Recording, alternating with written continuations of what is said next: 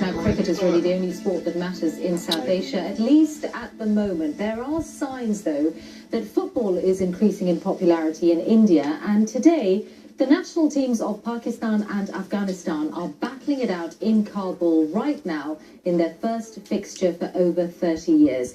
It's a big moment for Afghanistan as it welcomes a foreign team to the country, and also for all those who are trying to increase the profile of sports other than cricket in Pakistan. Well, live with me now in the studio are two supporters of these teams. Supporting Pakistan today is British Pakistani businessman Javid, who's also chairman of Aldershot Football Club here in the UK. And supporting the other side, Afghanistan, is semi-professional footballer Javid. And Javid, I think I can tell you that your team is ahead right now because the score, as we get it from Kabul, is 3-0 to Afghanistan. So yeah, they're doing well so far. Well, obviously they're supposed to be, because they have played a lot of games on safe caps in India. And also, if you see Afghanistan is on the ranking table, they are ahead of Pakistan, which Pakistan is 169 and Afghanistan is 139. And obviously all the country is proud of them, because they have done a brilliant job since 10 years. Because Afghanistan, when the Taliban regime came, so they stopped playing football. So sport was not really allowed or encouraged under the Taliban. There was a sports, but it wasn't recognized as a national, because at the moment, the first game they played in 1976 against Pakistan in Afghanistan when Dawood Khan regime. So after that, Afghanistan didn't play any foreign countries. So I think this is a good sign of that Pakistan came to Afghanistan. So good sign for other countries to come to Afghanistan and play. Well, and the return match is going to be played in Pakistan, I understand, later in the year. Javid, clearly the score is not going Pakistan's way at the moment. But can football really have a future in such a cricket-obsessed country?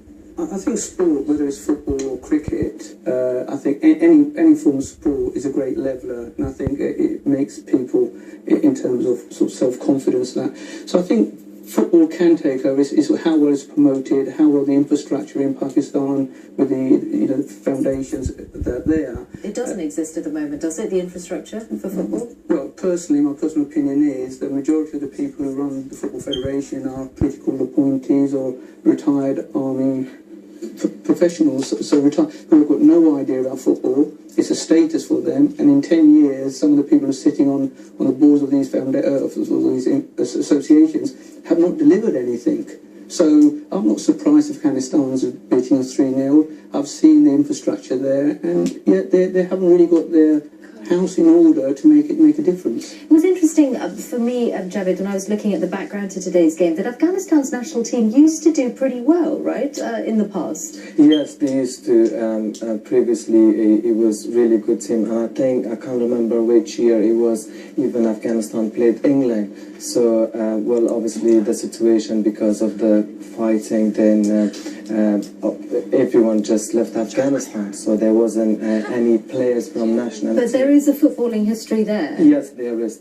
They have a good history of football, and I think they are trying very hard at the moment to rebuild that history again. And I'm sure if in 10 years' time they will be in a high level and professional. How did you start playing yourself? Well, I used to play in Afghanistan, but then I moved to UK, and then I'm playing at the moment. But we are working with Afghan Association, which they support these young players to improve them in a professional way. So I think we need more younger players to rebuild the team. So at the moment, FA helping us in every steps which we request. So I think in probably 10 years we will be in a high professional teams. Hopefully. Let me just take everyone back to the game at the moment, because it's just in the last few minutes of the game. We don't have moving pictures, but this is a still photograph that we've just got of the teams in action on the pitch right now. Javid, you used to... You dabbled in professional football yourself, right? I was the very first professional Pakistani football back in '74 for Aldershot. So I was about 15, 16. I broke my leg, and that was the end of football career. Gosh. So, but you were, that was a groundbreaking thing to do, because in Britain, we haven't really seen the Asian community break into football. Well, I think the reason I did reasonably well was that I lived in Guildford. Majority of all the people were all English, so we were the only brown family in Guildford. So I had no choice but to play football. And because I couldn't speak English, the only thing I found was that I could be on the same level as the rest of the kids were at sports. So I was coordinated, so I really excelled.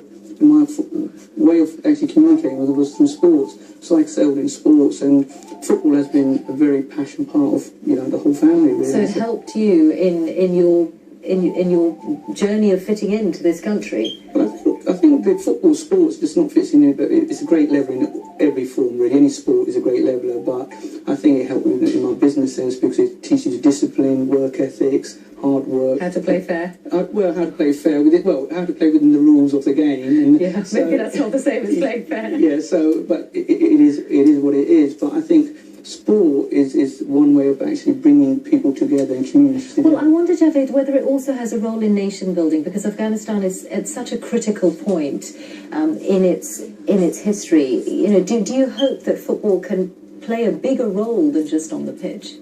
I'm sure, definitely. As I mentioned, that we have around 25 teams in Britain, and it's around 300 players.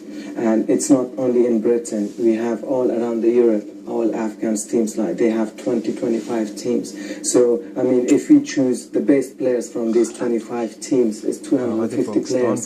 So we can have the best players. And that's why we are working very hard with the Afghan Federation in Afghanistan to get these young players and engage with the national team. So that's the only way we can rebuild the team back to as a professional way. So hopefully, definitely, yeah, that's... Well, good luck with that. Thank you both, Javid Rasool and also Shahid Asim. And at least from the score at the moment, it looks like Afghanistan does have the upper hand at the moment against Pakistan. We're just the full-time whistle has just sounded, and Afghanistan won that game by 3 points to nil. It is the first time that the national football teams of Afghanistan and Pakistan had faced each other for 36 years. It's not going to take that long, though, for the rematch, which is going to be in Lahore towards the end of the year. Perhaps we'll cover that as well in due course.